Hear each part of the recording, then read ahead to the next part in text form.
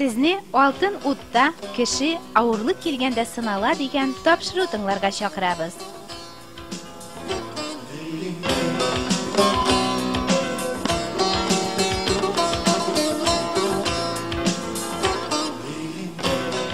Дөньяда кайгы барыгыз булар дип куйбыз изге язмаларда. Әйе, бу бузык дөньяда һәрбер җан теге яки бу күләмдә азап шигәргә мәҗбүр. Хакимияттә, изгелектә, сәламәтлек яки байлыкта бер нәрсәдә кешене михнәт чигүләрдән коткарып кала алмый. Бузыкның газап шигүе безне гаҗәпләндерми, чөнки явызлык эшләүче һәрбер җанга газап һәм кысанлык диелгән. Кайгы һәм газапларның гөнаһ нәтиҗәсе икәнен без аңлыйбыз. Бу үзгәртеп була алмый торган канун. Гөнаһлы моны үзе аңлап җиткермәсә дә, гөнаһ һәм газап бер-берсенә бик якын торалар. Гөнаһ өчен җәза үлем. Әмма ни өчен соң гадаләтлеләр дә михнәт чигәләр? Ни өчен иман итүчеләр мизгел эчендә барлык ширләреннән дә терелеп бетмиләр? Ни өчен иман итүче үзенә тиешле әҗерне газап диңгезендә көрәшеп табырга тиеш? Изгеләрнең дә газап чигүе күпләр өчен аңлашылмый. Әмма бу нинди генә яшерен сер булмасын, шунсы ачык.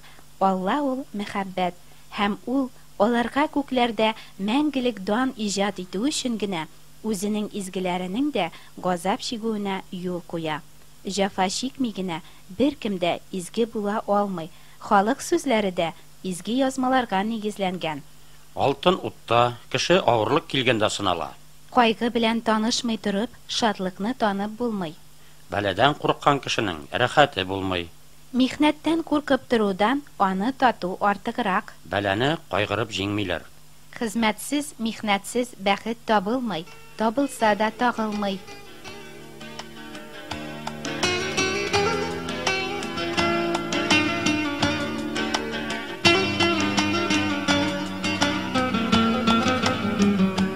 Гомумән кешегә ничек кенә булса да, аны файдалы дип кабул итү түгел, җәфа чигүләрдән качу хас.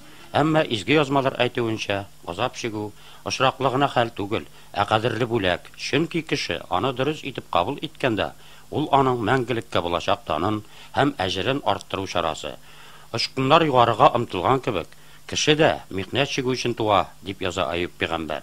Кешене коткару өчен Аллаһның максаты аны күккә алу гына булса, мөгаен ул моны кичектерми, тиз генә эшләр иде. Әмма Аллаһы кешене шиксез җиһан белән идара итәргә әзерләргә тели. Ә моның өчен кешедә Аллаһыга яраулы рухи сифатлар булырга тиеш.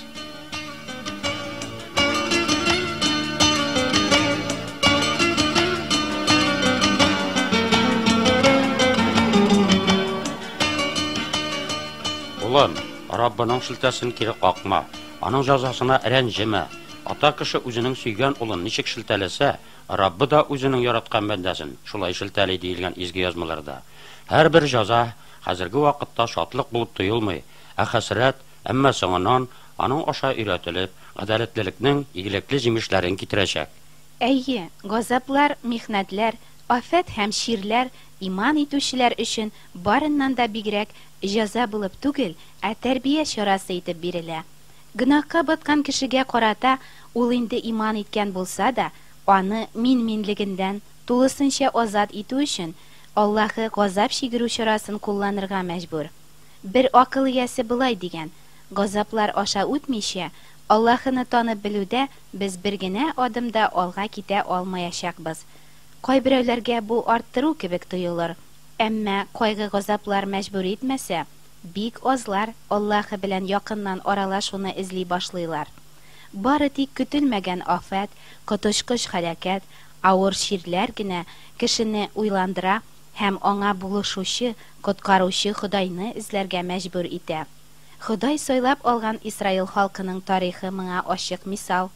Барсы да яхшы, уңышлы барганда, ул үзенең Алласыннан борылып, төрле путларга табына башлый. Шираттагы җәза аларны тәүбә итеп, Худайга борылырга мәҗбүр итә. Гасырлар буе шул ук хәл кабатлана. Шәшәк ату, төшүп калу һәм читкә борылу, һәм яңадан җәза бирү, һәм Аллаһыга әйләнеп кайту.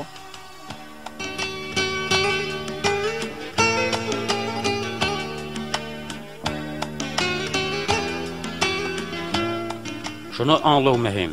Иман итүче нинди генә язмышка тараса да, шатлыклы вакыйгамы ул, әллә кайгылымы, Ходай моңа юл куйган икән. Бу ошраклы һәм кирәксез хәл түгел. Иман итүченең тормышында булган һәр нәрсә бер максатка юнәлтелгән. Кешене горурлыгыннан арындырып, Алла белән кушу өчен. Кеше язмышы Аллаһка юл итеп тәгаенләнгән дигән берәү. Эчке сыкрану, üzгеләнү кичермәгән җан Аллаһы өчен әле файдасыз. Чөнки ул башкаларны җанын фида кылып ярата алмаячак. Ә Худайның иң бөек максаты безне шундый яратуга өйрәтү. Худайга якынлашу юлы газаплар аша гына үтә. Кемдер былай дигән: рухи үсеш юлындагы һәр адым үз артыннан яраланган минлекнең канлы эзләрен калдырачак. Аллаһыга якынлашу өчен үзеңнең шәхси тормышыңны курбан итеп китерү кирәк.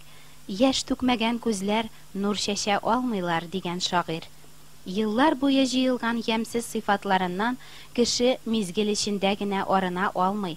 Аларны тамырларыннан ук йолкып ташлап, кешене күкләрдә яшәргә әзерләү өчен изге рух гомер буе дәвам итә. Җимеш бирүче агач куакларның күбрәк җимеш бирсеннәр өчен вакыт-вакыт очларын кисәләр. Әгәр алар тере булсалар, тәннәренең авыртуын, әрнүен тоярлар иде. Әмма авыртуларсыз гына үсеш тә, җимеш тә булмас иде.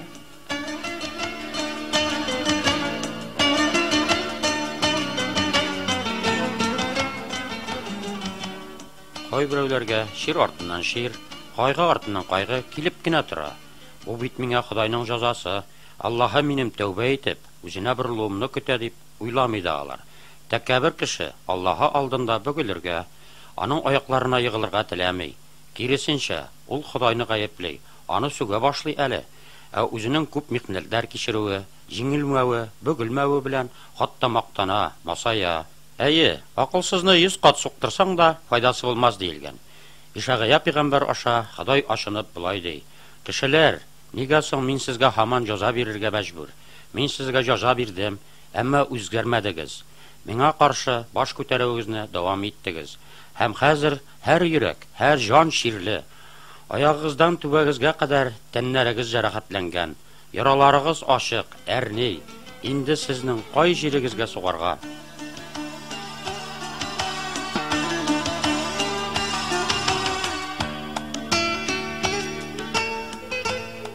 Кайгы хәсрәтләр, газап авырлыклар килгәндә үзеңне кызганып, язмышыңнан зарланып, я булмаса Аллаһыга үпкәләп кичерсәң, моннан сиңа бер файда да булмаячак. Йөрәгеңне юкка сыкрандырып, күз яшьләреңне бушка гына түгәчәксең. Дөньяда иң яхшы газаплар мәктәбендә син бер нәрсәгә дә өйрәнмичә вакыт уздырачаксың. Аллаһы синең сынауларны зарланмыйча, Худайга аны синең холкыңны үзгәртеп, киләчәктә үзеңә мәңгелектә мөһим булачак рухи сыйфатлар тәрбияләүе өчен ихлас күңелеңнән рәхмәтләр әйтеп кабул итүеңне тели. Язмышың өчен түгел, ә гөнаһларың өчен әрнү, сыкрану кирәк. Гөнаһларың өчен кайгыру, үкенү генә Худайга яраулы һәм шундый хәсрәтләнү генә кешене ихлас тәүбәгә китерә. Соң булганчы уйлан. Яратучы сиңа тиккә генә мондый язмыш бирмәгән. Синең тормышың турында аның искиткеч нияте бар. Ул синең минлегеңне сындырып, гөнаһлы табигатыңны вак кына кисәкләргә өзгәләп ташларга, ә соңнан шул ватаклардан үзенә өр-яңа, саф, чиста, файдалы, гүзәл савыт әвәләргә тели. Мондый искиткеч оста кулына язмышыбызны шатланып тапшырыйк. Пычракка баткан, гөнаһка каткан тәнебезне мондый эшкәртү аша үткәрми, безне Аллаһы үзенең гүзәл патшалыгында яшәргә әзерли алмый. Тик михнәт газаплар гына моның өчен иң яхшы ысул, иң үткен кискеч, иң кирәкле чар.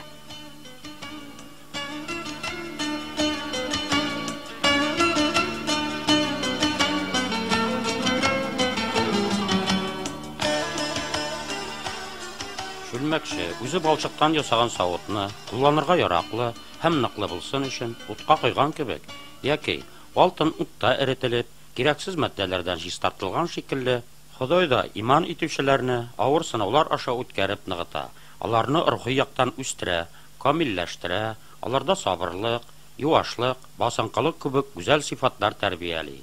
Иман итүчеләргә язган хатында Рәсүл Якуб булай ди: "Туганнарым, төрле вәсвәсәләргә төшәсез икән, иманыгызның сыналуы, сабырлыкка китерүен белеп, моны зур сөенеч белән кабул итегез.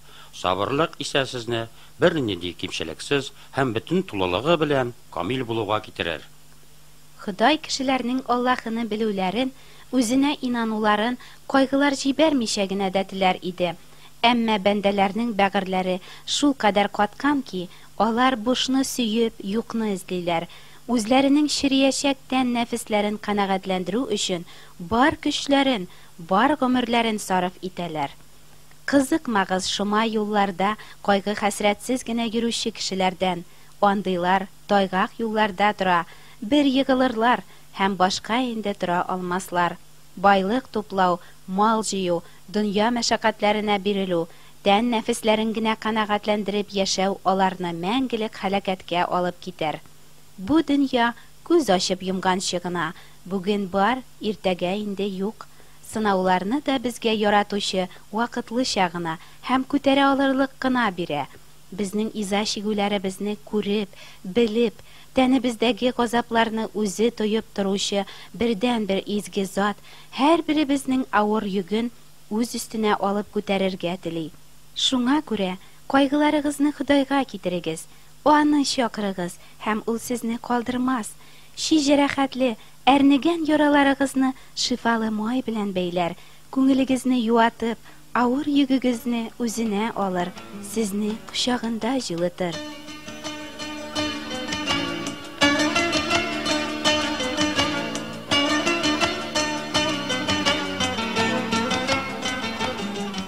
Көйінгән чагымда Худайга дәшеп, үз Аллама тилмердем.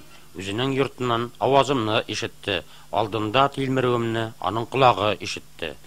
Ул югарыдан иелеп мине алды, зур сулардан мине чыгарды.